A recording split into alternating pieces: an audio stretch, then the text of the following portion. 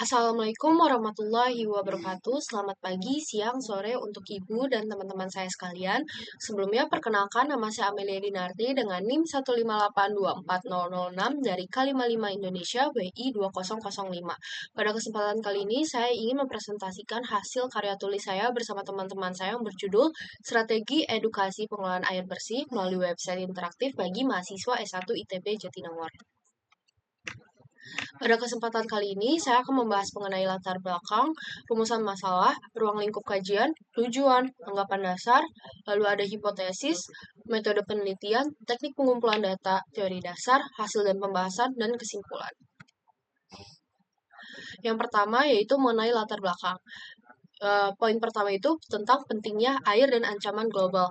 Air sangat penting bagi kehidupan, namun terancam oleh pertumbuhan penduduk, urbanisasi, perubahan iklim, pencemaran, dan eksploitasi yang berlebihan.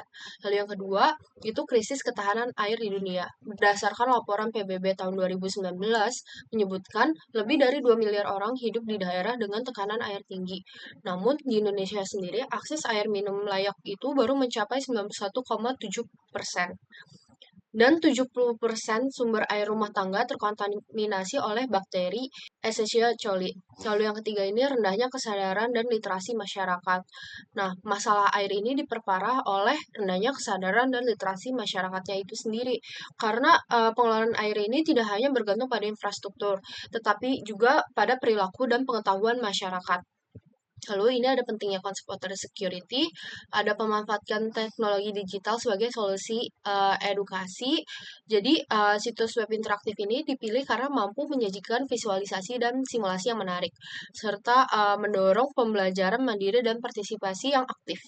Lalu ini ada fokus pada mahasiswa S1 ITB Jatinangor. Jadi penelitian ini hanya fokus pada mahasiswa S1 ITB Jatinangor karena mahasiswa sendiri itu memiliki literasi digital yang tinggi dan potensi sebagai agen perubahan. Selanjutnya ini ada rumusan masalah. Yang pertama, bagaimana pengelolaan air di ITB Jatinangor, bagaimana peran website interaktif sebagai media edukasi pengelolaan air bersih bagi mahasiswa S1 ITB Jatinangor. Lalu ada bagaimana dampak edukasi pengelolaan air bersih melalui website interaktif bagi mahasiswa S1 ITB Jatinangor. Lalu ini ada ruang lingkup kajiannya, ada 5, bisa dibaca pada layar.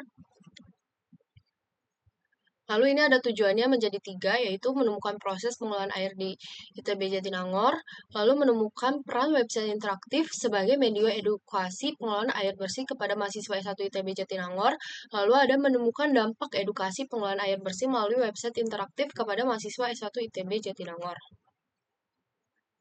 Anggapan dasarnya itu ada 5 juga, bisa dilihat pada layar. Lalu ini ada hipotesisnya, yaitu jika strategi manajemen edukasi diterapkan secara efektif melalui website interaktif, tingkat pemahaman mahasiswa S1 ITB Jatinangor terhadap pengelolaan air bersih akan meningkat. Yang kedua ini, jika media website interaktif digunakan secara optimal sebagai sarana pembelajaran, kesadaran mahasiswa S1 ITB Jatinangor terhadap pentingnya penggunaan air bersih secara bijak dan berkelanjutan akan bertambah. Lalu yang ketiga, jika edukasi pengelolaan air bersih disampaikan melalui pendekatan digital yang menarik dan mudah diakses, partisipasi mahasiswa S1 ITB Jatinangor dalam upaya menjaga keberlanjutan sumber daya air di lingkungan kampus akan meningkat. Lalu ini ada metode penelitiannya, ada 2, yaitu deskriptif analitik dan eksperimen. Metode deskriptif analitik ini kita akan menggambarkan fakta yang ditemukan lalu dianalisis untuk mengetahui kondisi aktual pemahaman dan kesadaran mahasiswa. Terus data ini nanti diinterpretasikan dan disajikan dalam bentuk uraian terstruktur. Terus digunakan untuk memotret tingkat pemahaman dan kesadaran mahasiswa S1 ITB Jatinangor. Lalu yang kedua ini metode eksperimen, yaitu menguji pengaruh penggunaan website interaktif terhadap pengetahuan dan kesadaran mahasiswa. Nah, biasanya ini dilakukan dengan membandingkan kondisi sebelum dan sesudah penggunaan website. Lalu ini teknik pengumpulan datanya itu ada 2, studi literatur dan kuesioner. Studi literatur itu kita ngambil dari buku teks atau jurnal ilmiah, lalu mengumpulkan landasan teori dan data sekunder yang relevan. Nah, untuk kuesioner sendiri ini, kita ini mengumpulkan data primer melalui pertanyaan tertulis. Hasilnya itu respondennya sekitar 24 mahasiswa S1 ITB Jatinangor. Lalu ini fungsinya ini mengukur tingkat pengetahuan dan kesadaran sebelum dan sesudah menggunakan website interaktif. Teori dasarnya itu yang dibahas di karya tulis kami itu ada 6. Yang pertama itu pengertian air bersih, konsep water security, tingkat pemahaman masyarakat tentang air bersih, akses internet, tingkat digitalisasi masyarakat, upaya pemerintah dalam pengelolaan air dan digitalisasi gitu. Nah, hasil dan pembahasannya itu berdasarkan hasil kuesioner terhadap 24 mahasiswa, air di lingkungan ITB ini nilai dalam kondisi layak dan dimanfaatkan untuk berbagai aktivitas harian, seperti mencuci tangan, buang air besar, mencuci peralatan, serta mandi bagi anak asrama. Tapi, mahasiswa ini menunjukkan adanya kekhawatiran terhadap risiko air kotor, terutama terkait dampak kesehatan seperti penyakit kulit dan diare, serta potensi kerusakan ekosistem yang menandakan adanya kesadaran akan pentingnya kualitas air. Namun, pemahaman mereka ini masih terbatas pada aspek pemanfaatan dan belum mencakup proses pengelolaan, karena sebagian besar ini tidak mengetahui sumber air maupun bagaimana kualitas air tersebut dipantau secara berkala. Kondisi ini mengindikasikan perlunya upaya edukasi lebih lanjut mengenai sumber dan pengelolaan air di lingkungan kampus. Ini adalah hasil dari kuesioner yang kami lakukan. Lalu yang kedua ini, kontradiksi utama dalam kajian ini terletak pada rendahnya pemahaman teknis mahasiswa terhadap pengelolaan air kampus. Meskipun ITB Jatinangor telah memiliki sistem terpadu seperti IPAL dan WTP, dari survei ini menunjukkan 37,5% responden tidak mengetahui atau kurang tahu bagaimana air dikelola, dan 85%-nya ini tidak menyadari adanya upaya konkret dari pemerintah maupun manajemen kampus.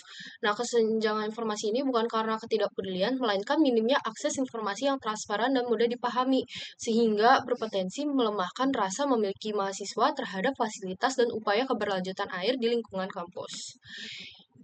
Ini dia hasilnya 37,5% dan 62,5%-nya masih tidak tahu mengenai akses.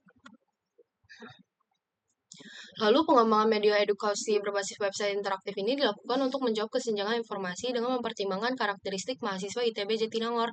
Hasilnya itu rata-rata 4,5 dari skala 1 sampai 5 ini, akses internet kampus tergolong baik, sehingga website menjadi media yang relevan dan mudah diakses. Ini dia hasilnya. Lalu, data menunjukkan bahwa infrastruktur dan kesiapan pengguna sudah sangat memadai, sehingga metode edukasi konvensional seperti penyuluhan luring dan spanduk fisik ini udah dikurang nilai tidak efektif dan tidak berkelanjutan. Sedangkan website interaktif ini dipilih karena menawarkan akses 24 jam yang fleksibel, dapat diakses kapan saja dan di mana saja, serta bersifat paperless sehingga lebih ramah lingkungan, selaras dengan isu yang berkelanjutan yang diangkat. Ini hasilnya.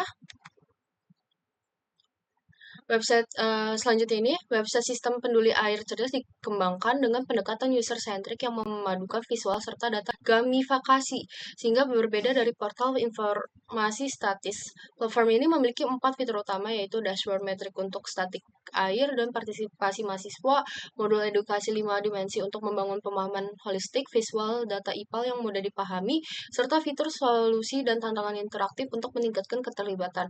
Desain futuristik bernuansa hijau digunakan untuk menegaskan bahwa pelestarian air merupakan isu modern dan relevan. Ini dia tampilan web dari yang kami buat. Nah, selanjutnya dari hasil evaluasi pasca uji coba menunjukkan respon mahasiswa sangat positif, terutama karena website ini mampu menyederhanakan istilah teknis dan menampilkan visualisasi data yang transparan serta mudah dipahami. Analisis pretest dan post-test ini membuktikan adanya peningkatan literasi air yang signifikan, dengan pemahaman signifikan mahasiswa naik dari 33% menjadi 75%. Ini adalah hasilnya dari hasil pretest dan post-testnya. Kesimpulannya, pemahaman awal mahasiswa memiliki literasi digital yang tinggi, tetapi pemahaman praktis tantangan pengelolaan air masih belum optimal. Lalu yang kedua, website interaktif terbukti efektif menyederhanakan konsep kompleks menjadi informasi yang menarik dan mudah diakses. Lalu yang ketiga, media digital tidak hanya informatif, tetapi juga meningkatkan kesadaran dan mendorong perilaku bijak dalam penggunaan air. Sekian dari saya, mohon maaf jika ada kesalahan kata. Terima kasih. Wassalamualaikum warahmatullahi wabarakatuh.